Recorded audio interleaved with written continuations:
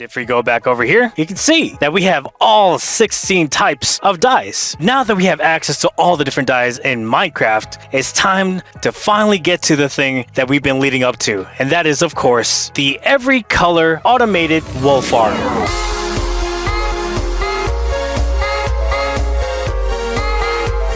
What up, my roomies, and welcome back to the technical guide to Minecraft. And today, well, we're going to be continuing on our project to make Ambrosia just a little bit more colorful. And if you're wondering where exactly we are, well, we're in my house. And yes, I do have a house. If you listen carefully, you'll notice familiar sounds, and then you'll realize, hey, wait a minute, we're underneath Ambrosia. And you're absolutely right, we're underneath Ambrosia. And I took it upon myself to sort of remake my starter home back from episode 1 and 2, just as a sort of homage to that, to kind of show where exactly I came from. And of course, just to make sure that this place is spawn-proof, I put down moss carpeting with soul soil underneath so I can move fast. But yes, the reason why we are visiting my home is because this place holds extremely valuable items that we've gotten through time travel or through other means. But this isn't about reminiscing over old stuff. We're here to get one thing and one thing only: sheep eggs. And with these sheep eggs, we'll be able to make ourselves a wool farm. Now, I know what you might be thinking. Hey, Kigu, isn't it really easy just to bring a sheep over into the nether and set it in place? And yes, you're absolutely right, under normal circumstances. See, if this was just the regular nether, it'd be easy just to bring a sheep over into a nether portal and bring it through. But the problem with Ambrosia, because of how kind of incomplete this base is, there's no easy way for me to get them to the center of the area because there's no connecting area from the nether roof. And I figure, if we got them, we might as well use them. So, yeah, we're gonna take the easy way out. But that's okay, because with these spawn eggs, we'll be able to make ourselves the thing that's going to help us color Ambrosia, and that is the wool farm. But to understand that, welcome to KiguCorp, where safety is a concern. So over here, we have just a regular sheep. And what a sheep will give us, if we so choose to unalive it, is typically a single wool, maybe two wool, and a mutton. And that doesn't really seem like an effective way to get colored wool. But there's actually a way to harvest the wool from a sheep without having to kill it. By, of course, getting shears, we can then just shear it off and we get a wool. But without grass, this sheep is forever just gonna stay, well, without wool forever. And so we have a sheep standing on grass. And so if you were to shear this sheep, after a while, the sheep is going to get hungry, look down, eat the grass, and then become full of wool again. So then we can go up to this sheep again, harvest it, and the cycle repeats over and over again. And of course, there's a way to automate this. By having a dispenser pointed at the sheep while having shears inside of it, it'll then harvest the sheep. And then all we gotta do is tie it to a redstone circuit, and it'll keep trying to use the shears on the sheep without actually using the durability of the shears over and over again. Some of you might be wondering, why aren't we using the observers like some wool farm and instead going for a redstone clock? Well, the answer is quite simple: due to mob griefing. See, right there we saw that the sheep was eating the grass. If this was a server that did not allow mob griefing, then the sheep would never be able to turn that grass into dirt, and thus the observer won't ever notice a change, thus breaking the farm and not allowing it to begin with. And so personally, I like using a redstone clock in order to bypass the mob griefing because, one, it's a lot cheaper than getting a bunch of observers, and two, it's more universally reliable than just having an observer. Plus, if you log off at the wrong time, an observer-based wool farm might break, while this will just keep going as normal. Here's the thing to take note, is that a dirt block will only change back into grass if there's a couple of things. One, there's at least a light level of 9 on top of it. 2, a grass block next to it. And 3, there's enough time for it to randomly tick into growing into grass. Now, obviously, the more grass blocks there are, the more source grass there is, and thus the dirt can change more rapidly into grass blocks. And so, building a farm that has enough grass around it is essential if you want to have the sheep have access to food for it to then grow its wool back for you to then harvest. And the cool thing about a sheep is that as long as it has its wool, you can then dye it to a different color. And it'll just keep changing to a different color without having you to worry about combining the colors, because it just takes whatever color of dye that you put on top of it. You just lead the sheep into a 2-block high area, preferably glass, because glass does 2 things. 1, it doesn't make grass blocks turn into dirt blocks, and 2, light levels can of course pass through glass blocks, thus allowing the middle dirt block to turn into grass. So let's say you then harvest it.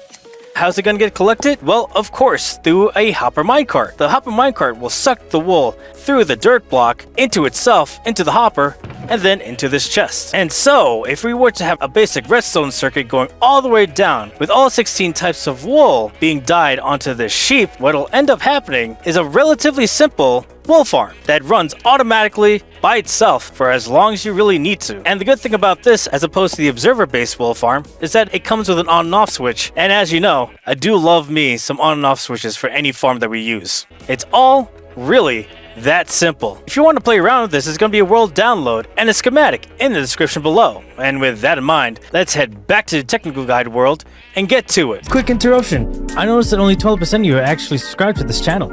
Watching this long, I must be doing something right, so if you like this video, hit that like button and please subscribe to this channel. Any support helps and these videos take a bit long to make. Thank you so much, and back to the video. Okay, so I think this is going to be everything that we're going to need for this build, as well as all the minecart hoppers that we're going to need for this build. And with that, let's start building.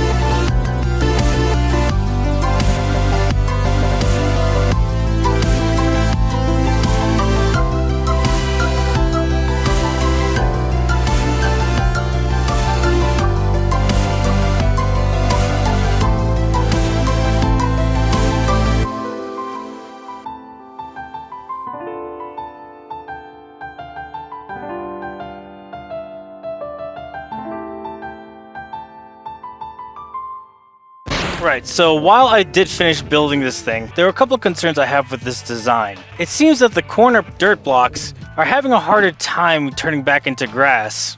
Grass can only grow on dirt blocks if it's within a 5-space area of the source grass block. So in this case, the only source block of grass it has on all 4 corners is literally the grass block that's right next to it. It seems like this is also taking a long time for it to grow back too. Now, to my knowledge, grass is a relatively fast spreading block, and it all depends on its surrounding other grass blocks. And so I think this design might actually be a hindrance to the productivity rather than it being helpful. I think I'm gonna go modify this build just a little bit. So we're gonna do one of the rare but definitely needed troubleshooting time lapses.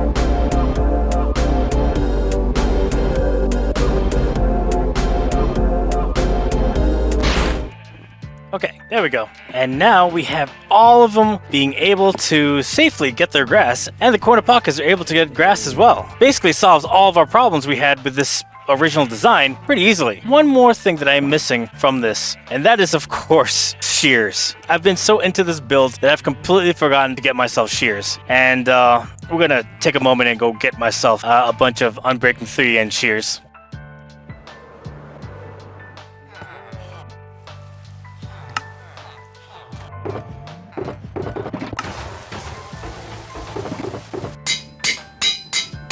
Okay, we filled up the dispensers with Unbreaking 3 shears, and with that, not much else to it. Turn this on, AFK, and collect at least 1 shulker box worth of wool for each of the colors.